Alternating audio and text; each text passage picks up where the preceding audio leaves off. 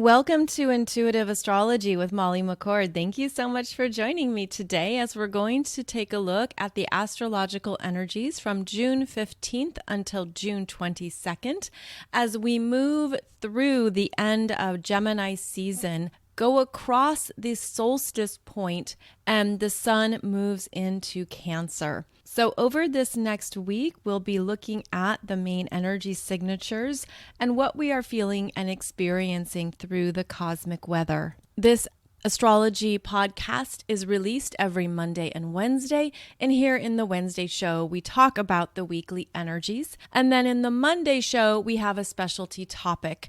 And we also look at some of the deeper energies that we're moving through, especially at a soul level.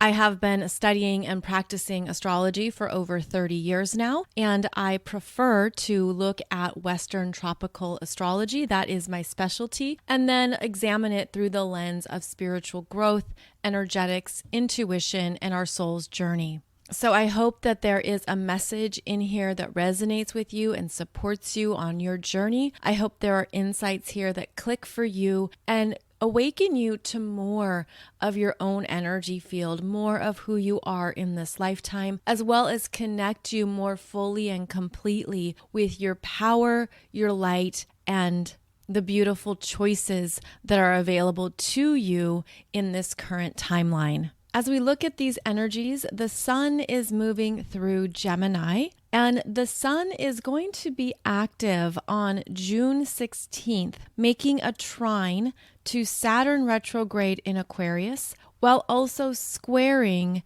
Neptune in Pisces. And these are energies at 25 degrees. So there is a lot here that's working with the 25-degree point, because not only is that energy occurring on June 16th, but 2 days later on June 18th, Venus in Taurus will be at 25 degrees, and she's going to square Saturn retrograde in Aquarius, then sextile Neptune in Pisces. So we have a focal point of energy at 25 degrees, and this is going to activate more in your chart, especially if you have planets or points at that 25-degree point. I would even extend it to 28 degrees. So between 25 to 28 degrees, there is a lot happening, because not only do we have these aspects that I just described, but then the sun in Gemini is going to be quincunx Pluto retrograde in Capricorn at 28 degrees. And then Venus in Taurus makes a trine to Pluto retrograde in Capricorn at 28 degrees. So these energies are very alive here, and it brings up the themes and evolution of the sun in Gemini and Venus in Taurus. So I want to examine this because the sun in Gemini, as it's completing its travels through this mutable air sign, is moving through the final degrees, which are typically a point of maturity, completion, and mastery. The sun in Gemini is how we think about information, what we're perceiving, what we're taking in. It's your own internal processing system of how you understand what's happening around you. It's also how we communicate and speak. There's also something here that's working directly with our throat chakra. And what I'm feeling is that first, with the sun in Gemini interacting with Saturn, Neptune, and Pluto from June 16th until June 19th, there is more information coming forward, being revealed that could be hard to grasp or understand. There's something here where the reprogramming of our perceptions is a big part of this week, where you could be missing information, especially when the sun in Gemini squares Neptune and Pisces. There could be a sense of, I don't have the full story, and I don't know what to believe. I don't know what to think about this. The mind could be struggling to connect some pieces. But the Sun in Gemini trines Saturn retrograde in Aquarius, which makes something clear, which does bring in an element of certainty and stability around what you've learned, and perhaps the plans are coming together around where you're going, what you want next. This can simply be a new idea is taking shape, even when it feels like you're missing tidbits of information, you don't have all the details. In fact, it could feel like there's something you're sensing and you can't quite see it just yet. This has been an ongoing theme for us, by the way, as Saturn in Aquarius and Neptune in Pisces have been at the same degree point in their respective astrology signs, but they have very different levels of understanding, different themes, different intentions, and different consciousness. Saturn is very much our 3D reality, our physical world, what we need to take care of, the business we need to attend to, where our responsibilities and commitments lie. So the Sun working favorably with this Saturn is giving us focus on what we need to do, what we need to organize, complete, bring together. And this is where you could feel like you have traction on something in your 3D reality that previously felt stagnant or stuck. And that's because we had that Scorpio lunar eclipse back in May that also activated this same degree point of 25 degrees in your chart, where that lunar energy as well as the solar energy were both squaring Saturn. So if you felt like something was really heavy, stagnant, stuck, you didn't know what to think, you didn't know a solution, you didn't know what to do next, this could be a week where next steps are revealed. There's finally motion, something clicks, something opens, and there's a direction to follow.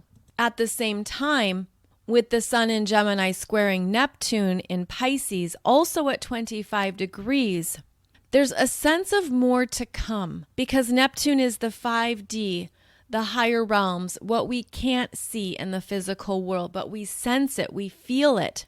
And we've had some very big activations around our emotional needs, our emotional truths. And there could be things that you've been working through almost like layer by layer, moving through a process. Perhaps something big or significant came up for you around that Scorpio lunar eclipse. And over the past month, you've been moving through it. You've been realizing some things. Perhaps there's been more to work with in terms of your shadow or healing themes. But what it feels like is that we are now making progress in the 3D, but we sense that there's something else that hasn't revealed itself first. It hasn't come forward. And it's interesting because there's also this back and forth between masculine and feminine energies. So the Sun in Gemini and Saturn in Aquarius are masculine. These are air signs. The Sun is also a masculine energy. And we're looking at the business we need to attend to, how to organize chaos. If it's felt like things have been really big or overwhelming, you could have a sense of this is what I need to take care of and focus on. And that would be your masculine energies giving you that drive to focus, make some progress, get things done. But then it feels like a whole nother energy experience is happening with the feminine energies here. And that's where there can be confusion around trusting yourself, trusting your intuition, trying to decide what to trust. And I'm saying the word decide because that's a Gemini word, where Gemini sees choices. Gemini sees possibilities. What do I choose? Do I choose the left or the right? Do I go up or down? And it's looking at where you're wanting to create a narrative, where you're wanting to put energy towards something. And that could be where you have felt stagnant, uncertain, or blocked. And then when you feel that way, perhaps it's easier to return to the 3D world or these masculine energies that say, okay, I don't know what's going on with that. I don't understand what's happening over there. I'm not sure about this, that, or the other thing. This is what I know for certain right now. This is what needs to be taken care of. So there could be something over this week where if you're feeling that confusion in one area, bring it back into what that Sun in Gemini trining Saturn in Aquarius is supporting you with. Now then we have Venus in Taurus entering the same conversation on June 18th. And what she's experiencing is that she's in her home sign of Taurus. This is where her energy is at its best. This is where she feels comfortable and strong in herself. She understands her value, what's worth her time and energy, what matters to her, what her priorities are. And she can even feel much more self-reliant and stable because of what she's moving through that has meaning to her.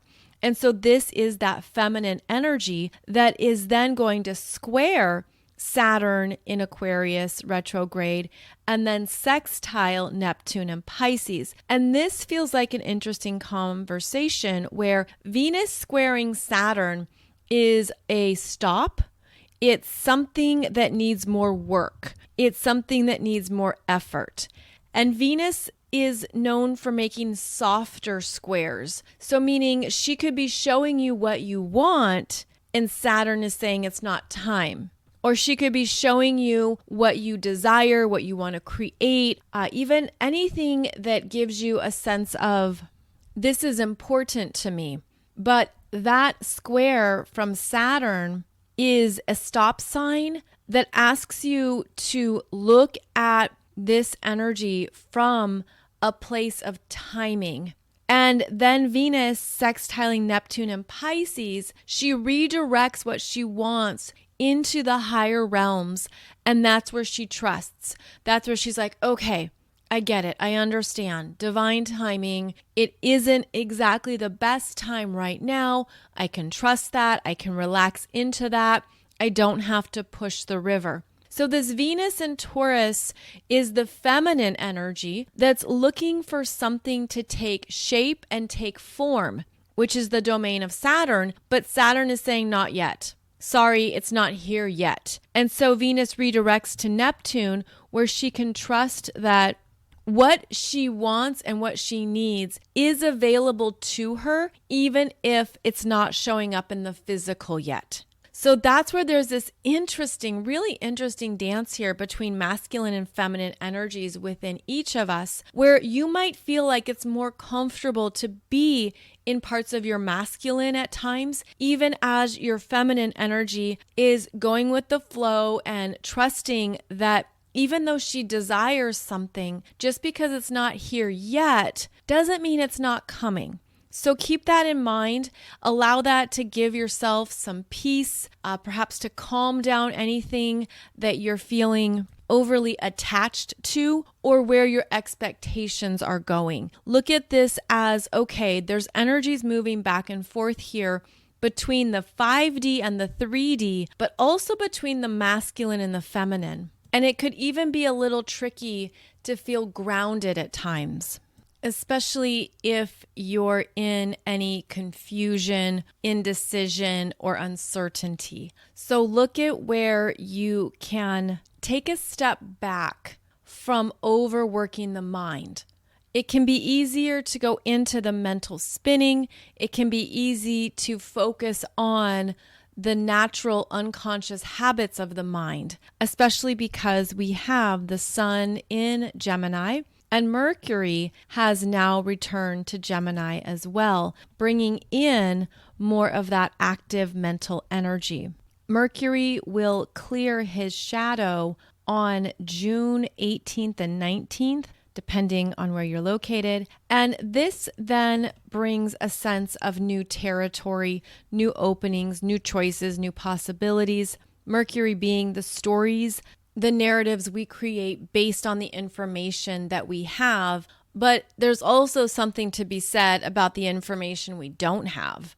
what we don't know, and how we try to fill in the blanks or fill in the gaps or create a story even when there are certain holes or things we don't understand. So this is about being more mindful. And yet this Mercury in Gemini is very adaptable and flexible and is willing to make changes as needed. So there's energy here that makes our minds very active and very alive, but we have to make sure to temper that at times, to not stay in the mind too long, and to not detach from other parts of our energy that also hold messages. It's not just our brains that have information. Our bodies have information. Our intuitive sense has information. Our hearts, our emotional world. We're surrounded by all forms of information. But what are you taking in? What are you trusting? What are you giving significance to? Because there's a sense here that as we are evolving and expanding, we are becoming much more aware of the messages we take in and the information we connect with. And that's what helps paint a fuller picture or a more complete understanding of something. And I feel like what we're also learning and actively practicing is integrating our intuition, integrating what we're trusting and feeling, even if we don't have specific data points around it yet. So know that part of what we're doing at this time is realizing there's a lot happening all around us as well as all within us. And we don't have to over rely on the mind to figure it all out when we activate more of our energy field and trust it. Mercury in Gemini will sextile Jupiter in Aries at 6 degrees on June 20th. And this is usually a very active energy. There can be new starts, new projects, new ideas, things coming together. There's a quicker moving frequency with both Gemini and Aries. There's a sense of things that feel good, that are uplifting. Perhaps you get some positive news or something develops. Maybe if you were waiting on something that didn't come together during the Mercury retrograde phase, now around June 20th or so, there's information or possibilities that open up. They expand you. They connect to what you want. Jupiter and Aries bringing in a sense of this is who you are now. Are you ready to step into this, make plans? This can be good energy for making those travel plans, meeting up with friends, figuring out some things on the calendar. There is a sense of momentum here as we approach the solstice as well. Now, before we get to the solstice, we do have that Sun in Gemini making a quincunx to Pluto retrograde in Capricorn at 28 degrees. And a quincunx is where the energies are feeling off. They don't have much in common. It's like, where do I put this? I don't know what to do with this information. How does this fit into my life? So there could be something that the Sun in Gemini reveals that maybe feels a little bit awkward, unclear. What do I say? What do I do with this? It can bring up more questions than answers. And it would also be a good time to be very intentional with your words, what you say, as well as what you don't say. And that could even be the best guidance for the Sun in Gemini, quincunxing Pluto in Capricorn, where you don't have to tell the full story if you have a sense that it's not needed, or if you're getting the idea that it's not going to be understood.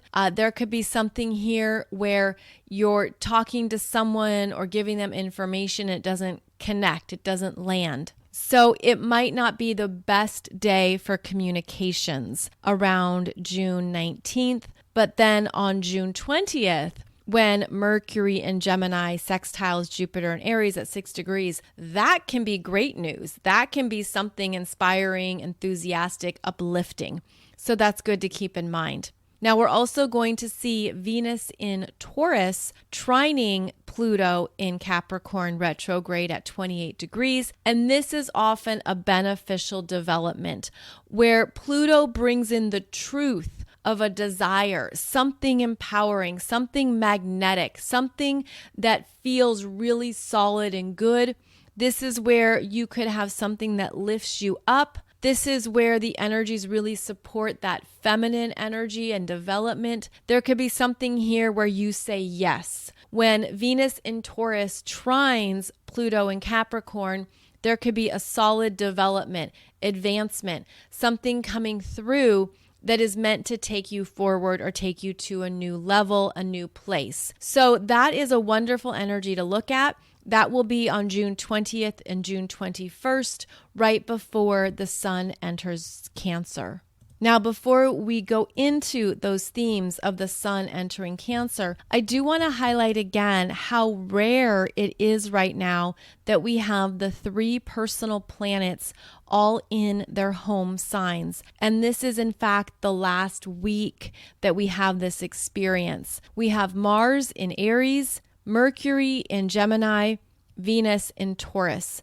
And then Venus will enter Gemini on June 22nd. So from now until June 22nd, all 3 personal planets are in their home turf. And again, very rare, very unusual when you consider the various retrograde cycles, the various orbits, the various timing of each planet's journey through every astrological sign. So there's something here that is in alignment that connects to your daily life, because the personal planets are about how we move through our daily lives. They're energies we feel through others and with other people. They're in our environment. So you could feel that there's some things that are syncing up, getting started, taking off.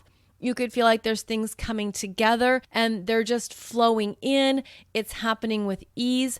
You could also feel like you're ready for something new to be initiated or to begin, because that Mars in Aries wants to get the new adventure started. Then Venus in Taurus is aware of her value, what she's worth, what she wants. She's very grounded and clear in the value of her time. So what she says yes to and what she says no to. And then Mercury in Gemini has great ideas, is very smart, very inquisitive, very curious. So there's an energy here that I feel comes into alignment with our physical body as well as our chakra systems, where that Mars energy is connected to the root chakra, Venus is connected to the heart chakra, and Mercury is connected to the throat chakra. And so you could feel like there's something moving through you physically or energetically that is also supporting what you need and want right now. And it also feels like this alignment is giving you a new understanding of what your energy needs. I'm feeling it too as some type of clearing, as some type of an alignment within, where anything that's not in alignment, it's easy for it to fall away or fade away. It's easy to stay in alignment with what you want, what you really want, and not be distracted or taken off in other directions. Again, it feels like there's this very strong sense of clarity that we're meant to make the most of from now until June 22nd. So keep in mind that part of what happens as well when the personal planets are in their home signs is that they're just really comfortable. And again, things can feel easier. It can just happen and unfold in a very simple way. There's almost minimal effort involved. So if you can give yourself a break, if you can give yourself a chance to trust that as needed, or even allow those comfort zones to support you right now, that could feel very good. It could also feel like, again, things just come together or show up more easily because they're tapped into the cosmic flow. Then on June 21st at 5:13 a.m., that's Eastern time, the sun enters Cancer, which is also the solstice point. That's the summer solstice in the northern hemisphere, winter solstice in the southern hemisphere. And the solstice is a turning point of light, a turning point of energies. Here in the northern hemisphere, it is the longest day of the year when we have the most light on the planet. And depending where you live in the northern hemisphere will depend on how much light you experience and have access to. And I remember when I lived in Paris, it was a wonderful celebration during the solstice. In fact, it's called Fête de la Musique, where the whole city is alive with different types of music in different arrondissements, in different neighborhoods. You would have all these concerts going on, all these different ways of enjoying the light, the music, the festivities. There were dance parties and all kinds of fun celebrations. I believe that this actually is a tradition that's expanded to more cities around the world. Of course, I don't know how it's shifted with COVID, but I just remember that Fête de la Musique was such a fun celebration for the summer solstice, for this expansive light, and for making the most of it with this type of celebration. And so that's a way to look at the solstice wherever you are, is that it is a day of expanding light. And how do you want to receive it? How do you want to welcome it in to your aura, your body, your consciousness? How do you want to open up to it? Because the sun emits different types of neutrinos all the time, different energy signatures, different light codes. So every solstice has a very different energy signature depending on what the sun is bringing our way. And the sun being very alive and dynamic and active and literally giving us life, bringing in a new life force. So that would be one way to work with the solstice wherever you are, is to open up to receiving new life force, new support, new energetic downloads that will support you in your journey and whatever you're looking to grow and nourish next. And with this energetic shift, the sun enters Cancer, which is a cardinal water sign and signifies the beginning of the next season. Cancer is the first water sign in the zodiac, and it's associated with our first unconscious experiences of being taken care of being nurtured and loved. It's our first energetic experiences of our feelings, of the feelings and energies of those around us. It connects to mother and motherhood energies. It connects to what we need to feel good in ourselves and to feel safe in the world. The sun in Cancer brings our attention into our heart space and what we're opening up to. Cancer is the time of the season when we start to grow, blossom, and bloom. And this is where we need the right environment to do so. And so it brings us back to home base. Cancer is about your family, those you live with, those in your immediate environment that you share energies with. Cancer brings you into an awareness of what you need in the world that emotionally connects with you, that feels good. And that is the case with the water signs, is that we're tapping into our feelings, going with what we feel is best, moving into more of our intuition, the messages we're receiving, and basically, again, the energies that are coming in that aren't necessarily from the mind. So as we journey from Gemini into Cancer, the energy shifts from that mental focus and drops down more into the heart space, as well as more into the womb and the breasts and more of these parts of ourselves that are designed to grow life, that are designed to support life. And this makes Cancer a very feminine energy. It taps it into more of what we need to feel connected to others, as well as to feel comfort. So the sun moving into Cancer activates more of our feelings, activates more of what we need in order to truly trust ourselves as well. One of the higher gifts of Cancer is that we're learning to trust what we feel, to trust and honor those messages, to be aware of them.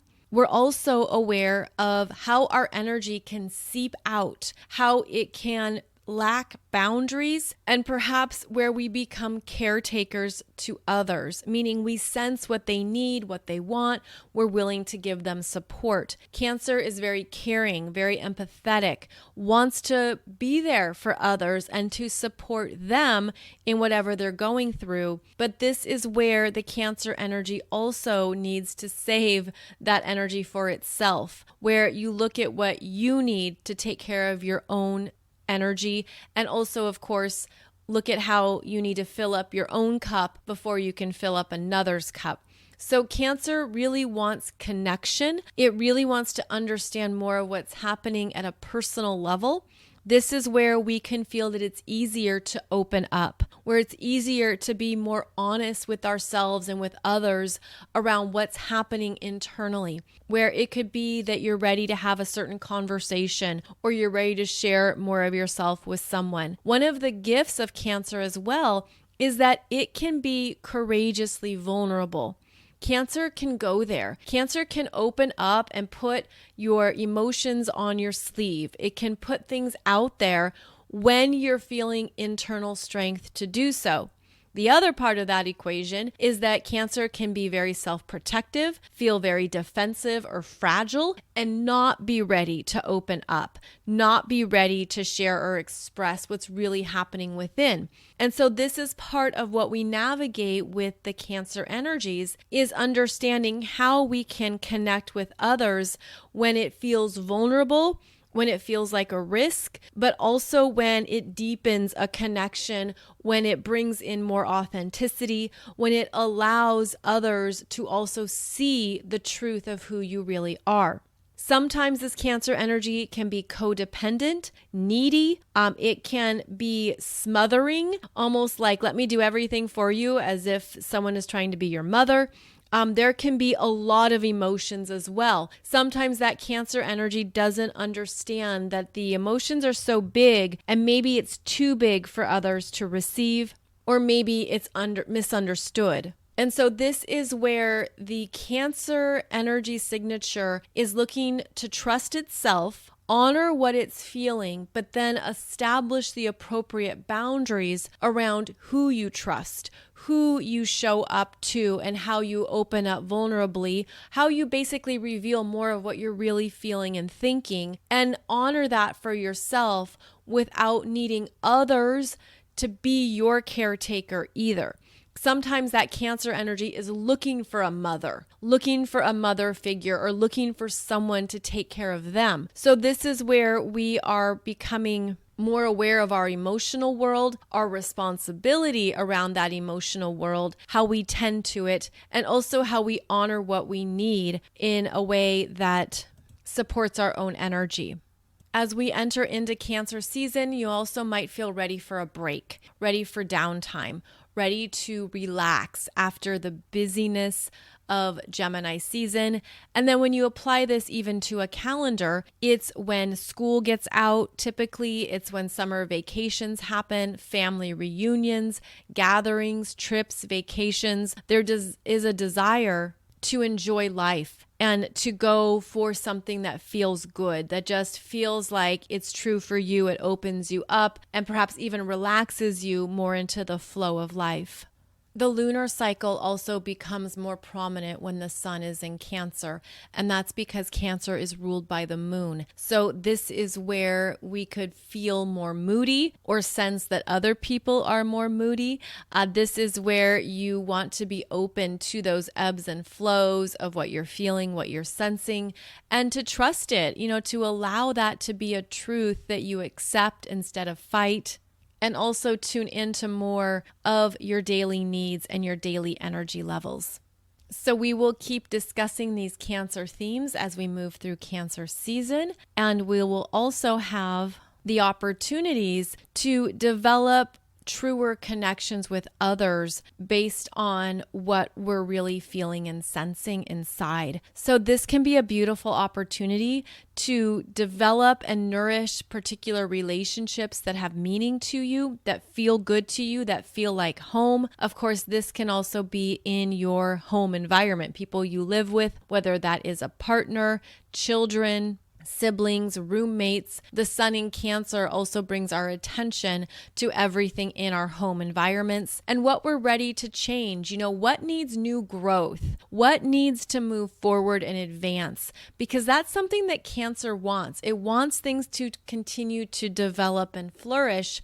So there could be some things that you're realizing, especially in the Cancer areas of your natal chart, that you're ready for this energy to grow in new directions. And that will also be a strong theme with the upcoming Cancer new moon. That's on June 28th, and we will talk about that more next week. I do have a video for you on YouTube going through the Cancer new moon, which happens at 7 degrees.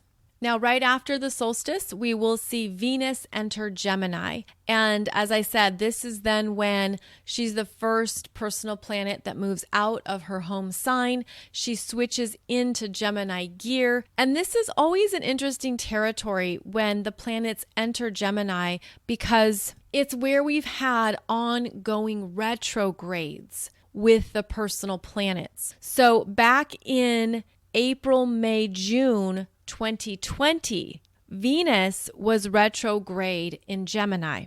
And there might be something that comes up over the next number of weeks that brings up something from that retrograde cycle that you're looking at how far you've come, what you've shifted in terms of your Venus desires and needs, things that you're thinking about in a new way, new areas of interest, new hobbies, new things that you want to enjoy or try could also come up at this time. But I feel like this Venus entering Gemini is also bringing your attention to what you've learned over the past 2 years since Venus went retrograde in Gemini.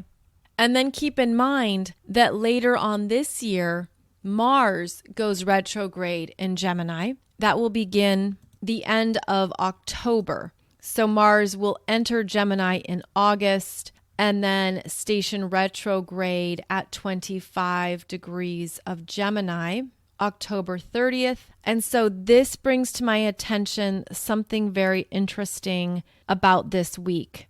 The sun is at 25 degrees of Gemini, as I discussed at the beginning of the show. And the sun at this degree point is the same degree point of where Mars stations retrograde. So something about this week, specifically around June 15th to June 17th, is what will be reworked, further discussed, and reconsidered when Mars goes retrograde late October. So keep that in mind, because here the sun is moving across 25 degrees of Gemini, trining Saturn, squaring Neptune, as I discussed earlier in the show. And then this is where Mars brings in typically action, ideas, momentum, plans, projects.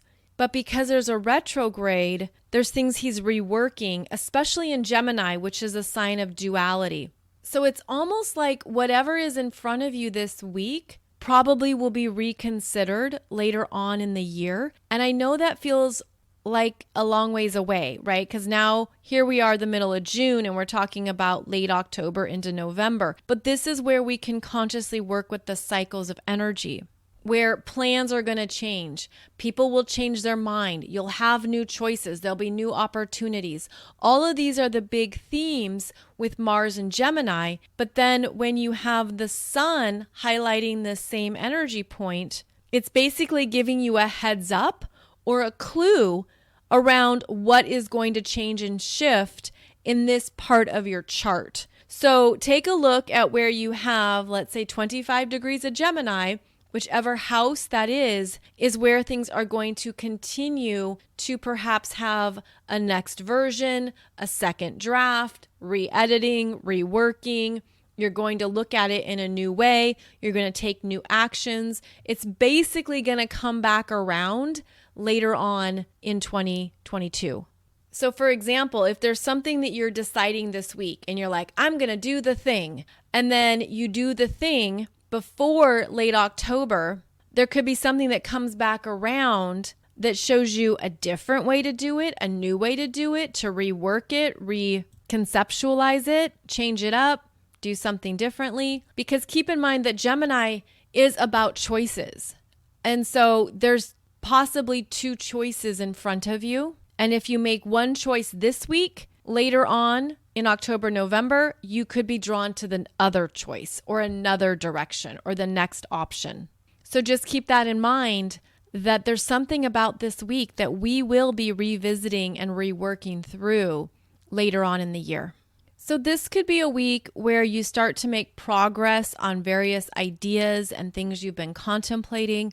You could feel that there's movement, there's openings, there's things that are finally shifting. And you could also, again, have a sense of feeling that there's more to come, something's missing, you don't have the full story, and it's off in the other realms. It's off in the 5D, and there's something that maybe you want to stay open to it. And I'm getting that visual of don't put too much on your desk, meaning leave space for the unknown. Leave space for something new to enter. Leave space so that you're not at capacity, but that your energy has room for whatever is going to come in next, in whatever ways, at whatever timeline that might be. It just feels like this is where it's important to honor what you're feeling and sensing about whatever is coming in or coming through, even if it's not here yet. And so maybe this just isn't on your desk. Maybe this is an area of your life, something you're wanting to manifest, something you're desiring, and you want room for it to show up or to manifest. So it's similar to any time we want to create something in our real world experience, we have to have space for it. We have to have room in our lives, room in our homes, room in the office, room in our energy fields for that next thing to come in and have space to be itself. So I'm feeling like, again, there's things here where look at what you can let go of, what you're clearing out, and basically don't pack your schedule too full or fill up your calendar or fill up your desk. There could be room here for more things to enter and come in, and you want to make sure to have space for it. And this is also what we're trusting as we continue to understand more of our energetic gifts and how we're really dialed in to more energies than ever before. On that note, I did a show for you on Monday, June 13th, about multidimensional connections, about those that we feel and sense, where we have a similar energetic frequency that can be like telepathy or intuitive messages, some kinds of transmissions coming through, and how that's part of our energetic and spiritual expansion, as well as humanity's evolution, that we're stepping into more of these gifts. We're owning them, believing them, trusting them, working with them, and doing so with a new level of responsibility. I'm going to have part 2 for you on this topic on Monday, June 20th. And I just want to give you a heads up that part of understanding this energy is that we're essentially trusting these connections, bringing them onto the planet. And as we do so, there's new responsibilities required. All spiritual gifts have responsibilities. We can't just assume we have carte blanche to do whatever we want with anything, because we live on this planet where there are consequences, right? Where we can create karma. There is cause and effect. So Monday's show, I'm going to be a little bit more in the Saturn energy of a reality check, of really getting clear for yourself around how these connections perhaps work for you or how they don't work for you. The responsibility around them in terms of real world choices and real world lives, the understanding that we always need to be aware of what we're choosing and that we only have so much time on the planet. So how do you want to spend your time on the planet in a way that supports your life, that supports your own real world experiences of relationships, of partnerships, of soulmates, of twin flames, divine counterparts, whatever term resonates with you? Because part of what I'm being guided to share is that even if it feels very romantic and dreamy and wonderful and fluffy, there's something about bringing the energy back to the planet to ground it in that requires us to be realistic and practical, and to not stay lost on Neptune, to not stay lost in dreamland, also to not stay in a permanent wounding space, such as on Chiron. So these are very interesting energies to be aware of. They're designed to support us. They're designed to show us more of our own capabilities at this time. But they also require responsibility, maturity, and realistically assessing what you're choosing with these connections. And I also got the message, so just to share with you, that sometimes these connections are also why many people have been single for so long, where they haven't been in relationships because they've been lost in these connections that haven't fully manifested or appeared in their real world life. And what Spirit is showing me, what my guides are showing me, is that yes, you have choice around how you move through your world and move through your life. You have choice around what you're creating here on this planet and in your own physical reality. But it's almost like there's been this silent obsession with the twin flame or soulmate connections that have cut people off from other real world relationships. And so that is something that came through to just look at, is this connection really growing and serving you? Or is it perhaps hindering you from creating a connection with someone who is in your physical reality or wants to get to know you? And I feel like that message isn't really communicated enough in these energetic experiences. And then, of course, there are the divine counterparts who come together, beautifully co-create. They have the same mission or a shared purpose. There's things they're meant to do together because of their synergy, and it lights up. Like the energy just feels very natural. It feels like home. It just feels like it's a natural synergy, a natural collaboration. And in fact, I remember speaking to a woman 4 or 5 years ago now who very much knew that her twin flame was a part of her tribe. And she's literally a leader in a native population. And her twin flame, that was the term she was comfortable with, was also a leader of another native population. And part of their joint mission was to honor their elders, to educate the children and the other generations around the shared experiences that their cultures have been through, to bring more energy and life collectively into where they're living. And she said that when the two of them came together, it was just so natural. It was this really easy collaboration. And that's a beautiful example of how these energies line up. But it required co-creation from both parties, where both individuals wanted it, were on board, participating, contributing. It was reciprocal. There was shared responsibility, and there was also an understanding that their joint efforts benefited even more people, especially within their culture and within their community, than just one of them could have done on their own. So it was very beautiful to see them come together, to work together, and to see what essentially was merged and then birthed because of their union. So that is a beautiful example of how these energies are very real on the planet. But it feels like it has to be part of your reality, part of each person's desire to equally co-create. And there are some of these energies that are way out of balance. There are some of these energies where one person is off on their other journey and the other person is waiting and watching. So Monday's podcast is going to talk more about this and just ask you to realistically assess these multidimensional connections that you're feeling or sensing, to be aware of it, to consciously work with it, and also to make the best decisions that empower you at this time on your journey. So I look forward to talking about that more with you on Monday, June 20th. In the meantime, thank you so much for joining me. You can find out more about my current offerings over at mollymccord.online. I am also on Instagram, Facebook, and YouTube. And you can listen to this podcast across all major podcast distributing channels.